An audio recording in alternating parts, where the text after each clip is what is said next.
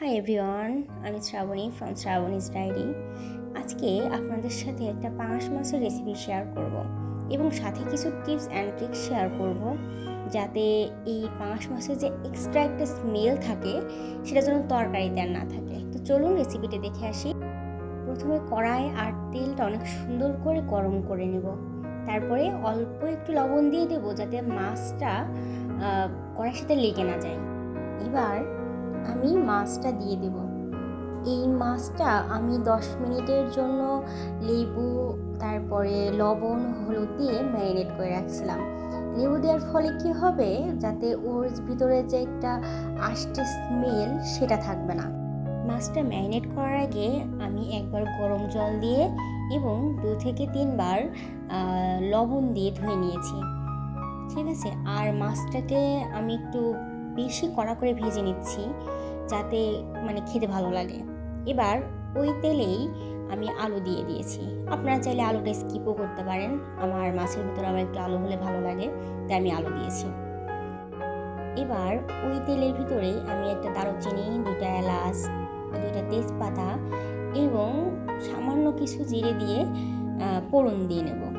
ঠিক আছে, এইগুলো থেকে হালকা স্মেল আসলে তখন আমরা এটাতে পেঁয়াজ বাটা, রসুন বাটা, আদা বাটা, তারপরে জিরে বাটা, আপনারা চাইলে জিরের গুঁড়োটাও ব্যবহার করতে পারেন, সেগুলো দিয়ে হালকা একটু নেড়ে চেড়ে নেব যাতে এই পেঁয়াজ বাটা বা আদা বাটা বা রসুন বাটার যে একটা কাঁচা স্মেল থাকে সেটা না থাকে।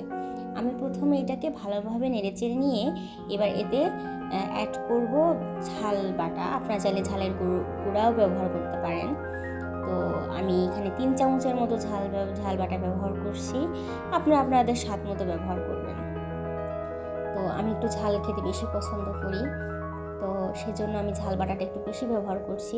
এরপর আমি আস্তে আস্তে একটু লবণ, তারপরে হলুদ, তারপরে ধনিয়ার গুঁড়া এগুলো ব্যবহার করছি।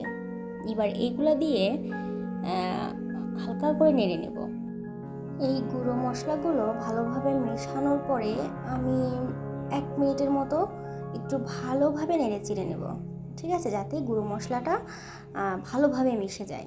ঠিক আছে, এবার বেশিক্ষণ নাড়লে কিন্তু পুড়ে যাবে গুঁড়ো মশলাটা।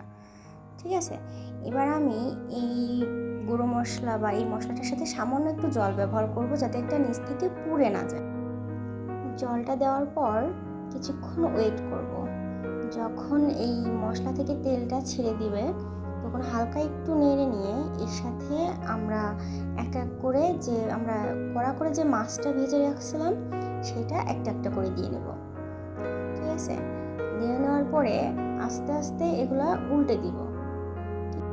এই মাছের সাথে মশলাগুলো মেশানো হলে 2 মিনিট অপেক্ষা করব যাতে এই মশলাটা মাছের সাথে ভালোভাবে মিশে যায়।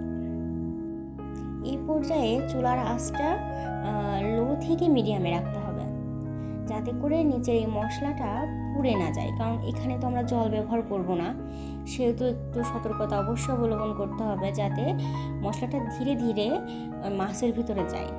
এই পর্যায়ে আমি আলুটাও দিয়ে দেব যাতে আলুটার সাথেও মশলাটা ভালোভাবে মিশে যায়। আলুটা দিয়েও কিছুক্ষণ অপেক্ষা করব যাতে এই আলুর ভিতরেও মশলাটা ধীরে ধীরে প্রবেশ করে। আমার এই দুটো প্রসেস মিলে প্রায় 5 থেকে 7 মিনিট সময় লাগছে যাতে মাছ এবং আলুর ভিতরেই দুইটার ভিতরেই ভালোভাবে মশলাটা যেতে পারে। এই 5 থেকে 7 মিনিট পরে আমি পরিমাণ মতো জল দিয়ে দিয়েছি, আপনারা আপনাদের পরিমাণ মতো জল দিয়ে দিবেন। বা জল দেওয়ার পরে আমি সামান্য ঢেকে দিয়েছিলাম যাতে আলুগুলো ভালোভাবে সিদ্ধ হয়, কারণ ভাজার ফলে আমার 50% হয়ে গেছিলো সেদ্ধ। এবার আমি ঢাকা দেওয়ার পরে আর 50% হবে। তো এই পর্যায়ে আমি ব্যবহার করব গরম মশলার গুঁড়া, অর্থাৎ আপনারা তরকারি নামানোর 2 মিনিট আগে গরম মশলার গুঁড়োটা দিয়ে ভালোভাবে নেড়ে চেড়ে নেবেন। আপনারা চাইলে এখানে গরম মশলার ছাল এবং ফলটা পেটেও দিতে পারেন। এই নিন, আমার রান্না কমপ্লিট। এবার গরম গরম ভাতের সাথে পরিবেশন করুন। অবশ্যই কমেন্ট করে জানাবেন রেসিপিটা আপনাদের কেমন লাগলো। যে পর্যন্তই সবাই ভালো থাকবেন, সুস্থ থাকবেন এবং অবশ্যই সাবধানে থাকবেন।